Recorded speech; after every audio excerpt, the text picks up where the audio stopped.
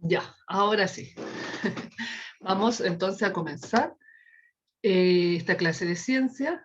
Sí, ahí me estaba acordando solo que vamos a comenzar con el área de física, ¿ya? Recordando de que la ciencia, ¿cierto? Se divide en física, química, biología, y vamos a dar, ¿cierto? Un recorrido por estas tres áreas durante este año, ¿bien? Y comenzamos con física, como les decía, acerca del movimiento relativo, ¿ya? Este movimiento relativo, ¿cierto? Tiene como objetivo, y este es el objetivo de la clase, ¿para qué nos juntamos el día de hoy? ¿Con qué objetivo? Va a ser para reconocer, a partir de situaciones cotidianas, algunos parámetros que nos permitan identificar la posición y el movimiento, en este caso, de los cuerpos. ¿Ya? Anoten el objetivo y me avisan, por favor, cuando estén listos.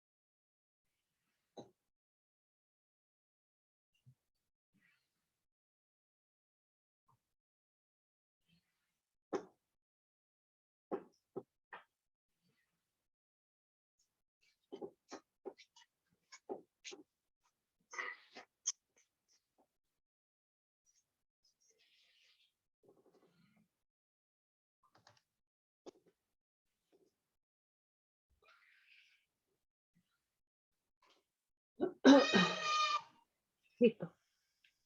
Muy bien. ¿Todo bien? ¿Sí? ¿Lo anotaron? Sí, profesora. Ya. Profesora. Perfecto. Muy bien. Avanzamos entonces. Tenemos conceptos claves que tenemos que tener muy en cuenta, ¿cierto?, para abordar este contenido. El movimiento relativo, ¿cierto?, es cuando se siente la variación del movimiento por la aceleración. Cuando se siente la variación del movimiento por la aceleración.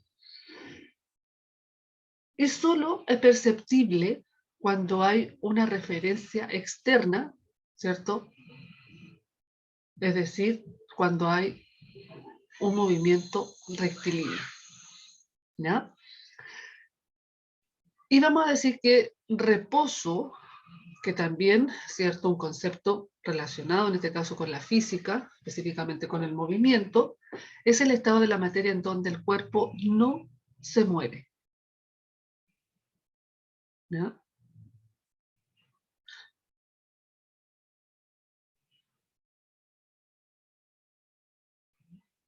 Entonces, nosotros podríamos estar en reposo dentro de un autobús, ¿cierto? De un automóvil, sintiendo el movimiento relativo. ¿Qué pasa cuando yo me movilizo, ¿cierto? En un auto, voy en movimiento, pero yo voy en reposo, ¿cierto? Entonces ahí estos dos conceptos, ¿cierto?, tienen peso al decir que existe el movimiento relativo cuando se siente la variación por la aceleración, ¿cierto? Pero el cuerpo, ¿cierto?, va en reposo, ¿ya? Anoten esos conceptos y nos vamos a ir a una actividad para poder aclarar bien estos conceptos claves. ¿Bien? Anoten, por favor.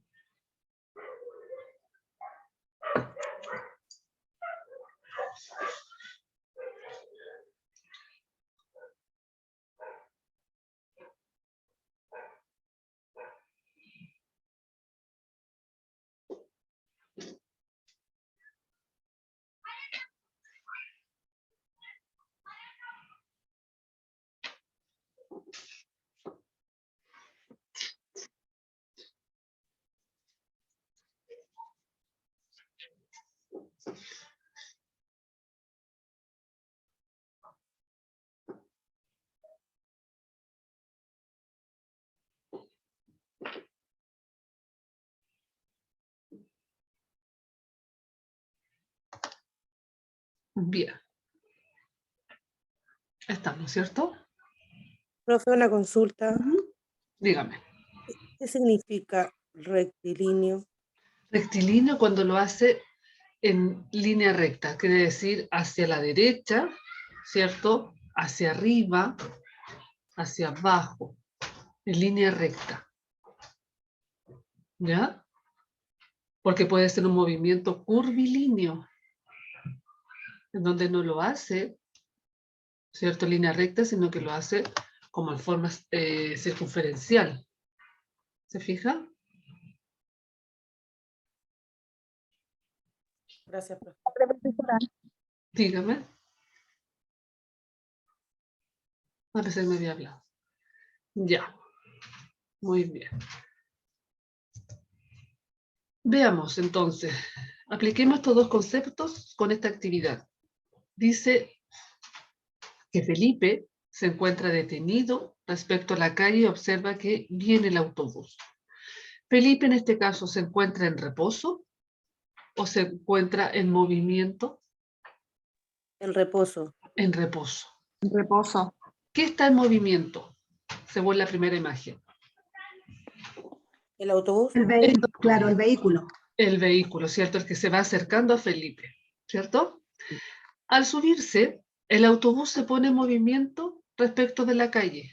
Entonces ahí tenemos un movimiento rectilíneo, porque el autobús se pone en movimiento respecto de la calle, que generalmente obviamente son rectas, ¿ya? Después, Felipe se encuentra en reposo. Claro, él se sienta en el autobús y está en reposo respecto de su amiga que camina por el pasillo del autobús. ¿Ya? La amiga está en movimiento, ¿cierto? Al igual que el autobús, pero Felipe en este caso, al estar sentado, se encuentra nuevamente en reposo. Al mirar por la ventana, observa un automóvil, que es justamente el amarillo que se ve ahí, que se mueve respecto de la calle. Sin embargo, parece estar detenido respecto del autobús. Entonces, ahí vamos a tener un movimiento relativo. Un movimiento, ¿cierto? Que como los dos van a la misma velocidad, a la misma altura de ese movimiento rectilíneo, es como que existiera un movimiento relativo. Es como que sintiera de que el autobús está detenido por el hecho de que el auto que va afuera va a la misma velocidad. No sé si les ha pasado alguna vez de que van en una carretera, ¿cierto? Y el auto que va al lado va a la misma velocidad, obviamente a la misma dirección, ¿cierto? Y como que sintieran que van detenidos, como que no existe la aceleración. Pero si nosotros miramos un punto de referencia, en este caso, por ejemplo, son los árboles, la plaza que está al frente, ahí nos damos cuenta de que no, que vamos en movimiento, que hay una aceleración. ¿Se fijan? Entonces ahí tenemos un movimiento relativo. Después dice, al descender el autobús, el punto de vista de Felipe cambia y lo ve alejarse respecto de la calle. Él queda nuevamente en reposo, ¿cierto? Y el autobús y el auto amarillo, ¿cierto? Que él miraba por la ventana y que sentía que que no había en este caso aceleración, se aleja. Entonces las preguntas son, ¿de qué manera están presentes los conceptos de movimiento y reposo en la situación? ¿De qué manera están presentes estos dos conceptos que ya los definimos? Movimiento relativo y reposo. ¿Quiénes se encuentran en las imágenes en movimiento? Los vehículos que se alejan, Los vehículos, ¿cierto? Que se el alejan, autobús. que se acercan, y el ¿cierto? joven que está La amiga de mirando. Felipe. Ya, la amiga de Felipe también, ¿cierto? Se ve ahí en movimiento. Bien. ¿Y quién estaría todo el rato en reposo? Felipe. Felipe, ¿cierto? Todo el rato en reposo. Muy bien.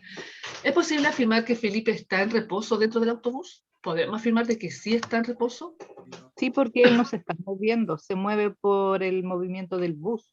Claro, pero si fue del colegio y llegó a Es su casa, relativo. Ahí sí, ahí sí se ahí movió. hay un Sí tuvo movimiento, movimiento porque cuando se para o se sienta, claro, y el hecho de ujú, haberse ido desde el colegio, supongamos, hasta su casa, Felipe tuvo que tener un movimiento, pero un movimiento relativo. Ese movimiento lo adquirió, ¿cierto?, al hecho de subirse a un autobús. Por lo tanto, podríamos decir que en ningún momento quizás hizo esfuerzo más que subirse, bajarse del autobús, pero él sí estuvo en un movimiento relativo. ¿Ya? Porque se cambió de un lugar a otro. ¿Ya? ¿Por qué el automóvil parece estar detenido respecto del autobús? El automóvil Profe, una amarillo. pregunta. Dígame. Es lo mismo que cuando dice el médico tenga movimiento relativo o reposo relativo, ¿es el mínimo de movimiento? Es el mínimo. El Ah, ya, mínimo de lo mínimo. Exacto. gracias. Cuando piden un reposo relativo, es decir, o sea, no totalmente, no un reposo cierto que sea al 100%, sino que tiene que haber un tipo de movimiento, ¿cierto?, que no implique mayor esfuerzo. Exacto. Muy bien cómo lo relaciona. ¿Por qué el automóvil entonces parece estar detenido, el automóvil amarillo? ¿Estar detenido respecto del autobús? Porque lleva la misma velocidad que el autobús. Porque lleva la misma velocidad y va en la misma dirección. Entonces, de repente se tiende a percibir de que estamos detenidos. Si miramos hacia el lado y vemos un automóvil, ¿cierto?, que está en la misma dirección, a la misma velocidad, ¿cierto?, ocupa la misma aceleración, y es como que tuviéramos detenido. Entonces, también estamos hablando de un movimiento que es relativo. Si no fuera porque estamos mirando, en este caso, lo que está en el exterior, los árboles, las casas, ¿cierto?, pensaríamos que vamos o estamos detenidos. ¿Ya? También hablamos entonces de ese tipo de movimiento que es relativo. Muy bien. Entonces ahora nos vamos a solamente una actividad en este caso para aplicar esos dos conceptos. ¿Qué es movimiento? ¿Cómo podemos definir movimiento?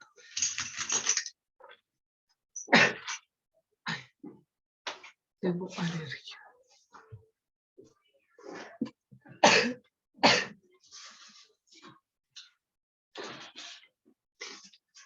Ya ahí vemos en la imagen. Ah. Ya, disculpe. Está bien.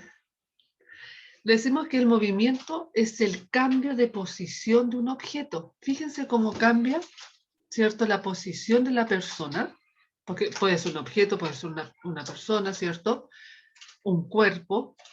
Entonces, cuando hablamos de movimiento, hablamos del cambio de posición, en este caso de un objeto, en el tiempo. En el tiempo, quiere decir que para el movimiento vamos a reconocer metros, ciertos centímetros, kilómetros, con relación al tiempo que demora en cambiarse la posición, ¿ya? Y siempre va a haber un sistema de referencia. Ese sistema de referencia, por ejemplo, si vemos la imagen, sería donde comienza a moverse esa persona, ¿ya? El punto de inicio. Ese va a ser el marco de referencia dado, ¿ya? El marco de referencia dado puede ser, como dice acá, un punto, es decir, la partida, puede ser una persona o un objeto, ¿ya? Y para eso se utiliza comúnmente un sistema de coordenadas, ¿bien?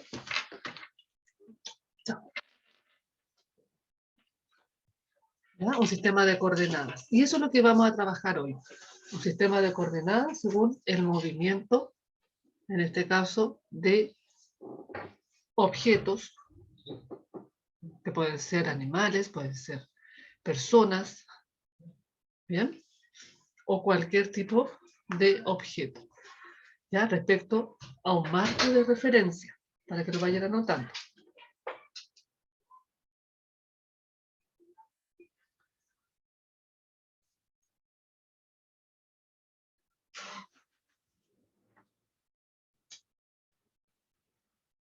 Para ese marco de referencia puede ser, o se utiliza generalmente un sistema de coordenadas.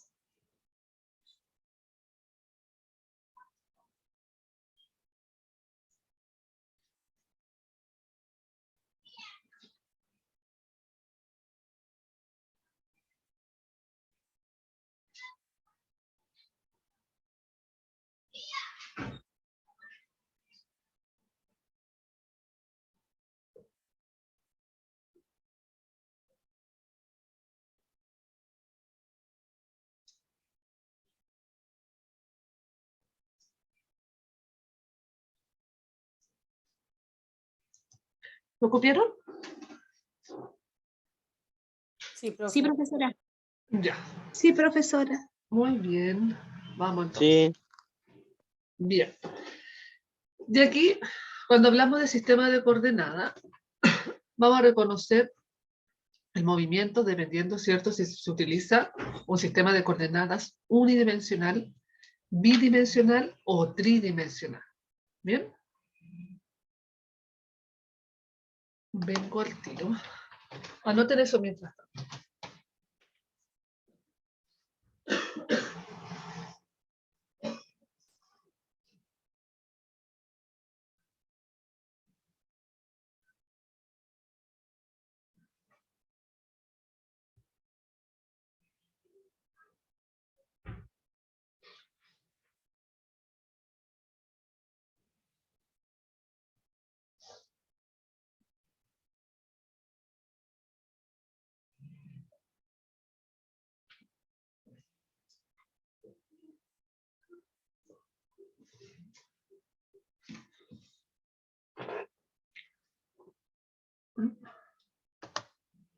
Ya, entonces un sistema de coordenadas unidimensional se va a utilizar para describir situaciones en que el movimiento se produce en una única dimensión.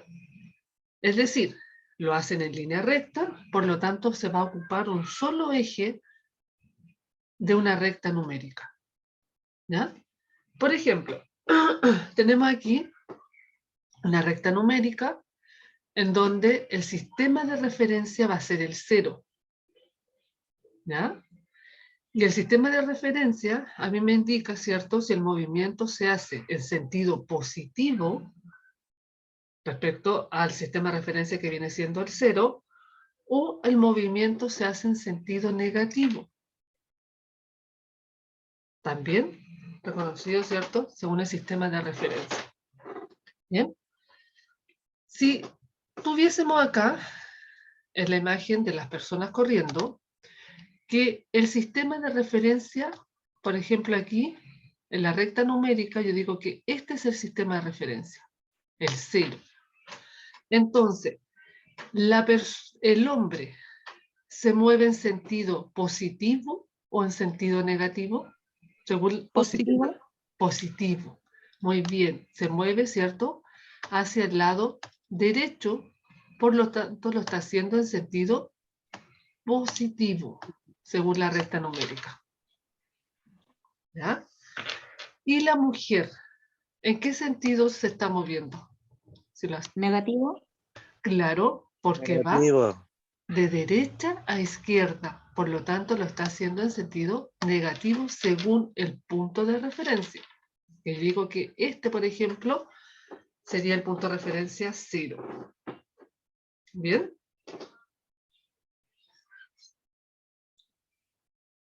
Estos sistemas de referencia, bueno, son súper utilizados, ¿cierto? Si nosotros nos dice que el sistema de referencia, para yo ubicarme en el centro, por ejemplo, de Pichilemu, el sistema de referencia sería, si me dicen la municipalidad. Entonces me dicen, de la municipalidad te mueves 3 cuadras hacia la mano izquierda y vas a tener, no sé, la playa. ¿Fijan?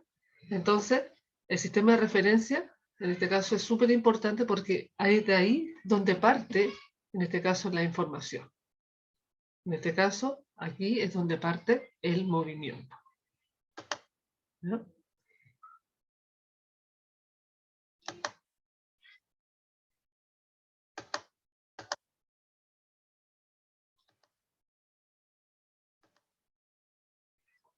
La clase anterior hicieron 2 conexiones. Sí, profesora. Hicieron 2, ¿cierto? Porque son el Zoom dura 45 minutos. Nos quedan 10 minutos, dice acá. Así que también vamos a hacer otra conexión. Ya. Cuando hablamos también de sistema de coordenadas bidimensional, vamos a decir que en este caso, ¿cierto? El movimiento se va a utilizar en 2 dimensiones. Es decir, vamos a tener que ocupar 2 ejes de la recta numérica. Aparte, en este caso del horizontal, ¿cierto? Que vemos aquí, por ejemplo, cuando se lanza un objeto, ¿cierto? Aparte del eje X, que lo estábamos usando, ¿cierto? El anterior, en una dimensión, tenemos que ocupar otro eje para saber, por ejemplo, la altura que toma esa bala. ¿Bien? Entonces, aquí estaríamos hablando de un sistema de coordenada bidimensional, ¿ya? Que se utiliza para describir situaciones en que el movimiento se produce en 2 dimensiones simultáneamente. Por ejemplo, si estos fueran los metros, ¿cierto?, de altura que toma el objeto y el tiempo que demora. ¿Ya? Muy utilizado este sistema de coordenadas bidimensional en lo que son los Juegos Olímpicos, ¿cierto? Para determinar, por ejemplo, la altura que toma la persona hacer el salto, la altura del objeto que lanzan. Por lo tanto, es un sistema de coordenadas para medir el movimiento en 2 dimensiones, ¿ya? En donde se toma la altura, ¿cierto? En metros, en centímetros puede ser, la altura en kilómetros, y el tiempo que tarda, ¿cierto?, en ocurrir el movimiento. ¿Ya? Este sería un sistema de coordenadas bidimensional. Y utilizamos 2 ejes, el eje X y el eje, en este caso, Y. ¿Ya? Que este puede ser los metros, este puede ser el tiempo, ¿ya? O la distancia, ¿cierto?, que avanza el objeto. ¿Ya?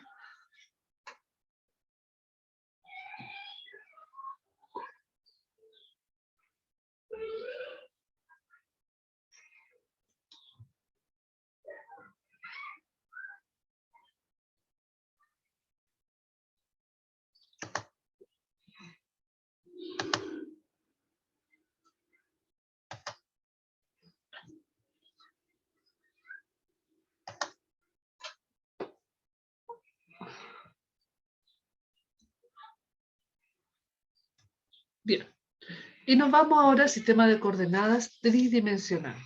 Y tridimensional ya hablamos de un sistema de que el movimiento, ¿cierto?, se hace en el ámbito espacial, ¿cierto? Que no puede ser reducido solamente a 2 planos, sino que ya contiene, ¿cierto?, dimensiones como hacia arriba y abajo al mismo tiempo, izquierda, derecha, adelante y atrás. Bien, por lo tanto, solo, por ejemplo, lo que veíamos anteriormente, eran solo en 2 planos, pero ahora tenemos un plano que es tridimensional, ¿ya? En donde no solamente vamos a ocupar un eje, como veíamos cierto movimiento de las personas que corrían en línea recta, sino que además vamos a utilizar otro eje, ¿cierto? Acá tenemos, por ejemplo, el eje Y, tenemos el eje Z y el eje X. Entonces, estos movimientos los vamos a utilizar cuando ya hablamos, ¿cierto? Que en el espacio se está provocando el movimiento. Ejemplo, en el vuelo de un ave. Es decir, el ave, ¿cierto? Puede comenzar, no sé, a los 3 centímetros del punto de referencia, si yo quiero ver el vuelo de un ave, ¿cierto? Determinar el movimiento de él, ¿cierto?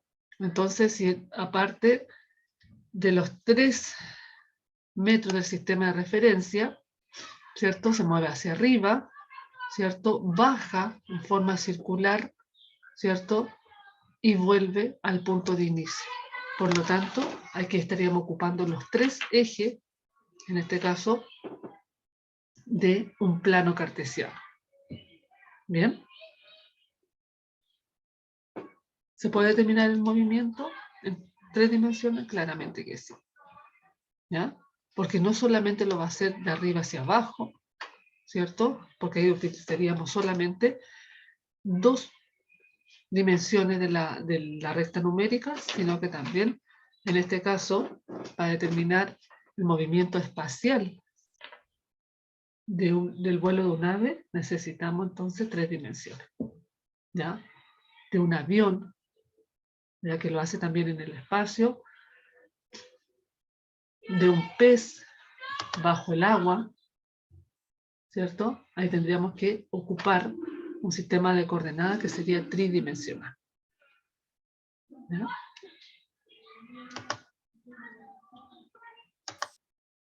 Copien eso y nos vamos a la actividad, ¿cierto? Para aplicar los contenidos que hemos visto hasta ahora. Bien.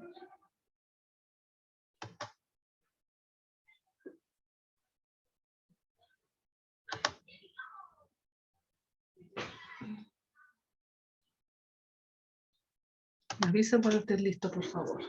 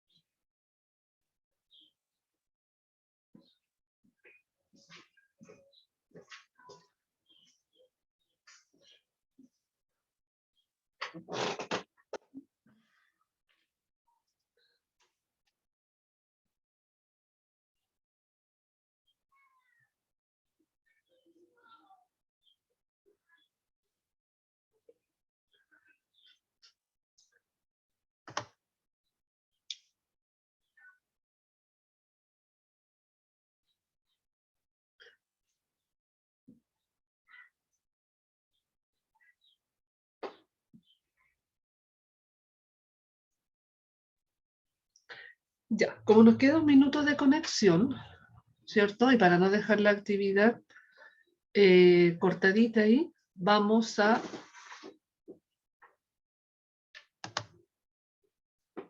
terminar ahora esta conexión y nos vamos a unir inmediatamente para que hagamos la actividad, ¿ya? Con el mismo link de ciencias. ¿Bien?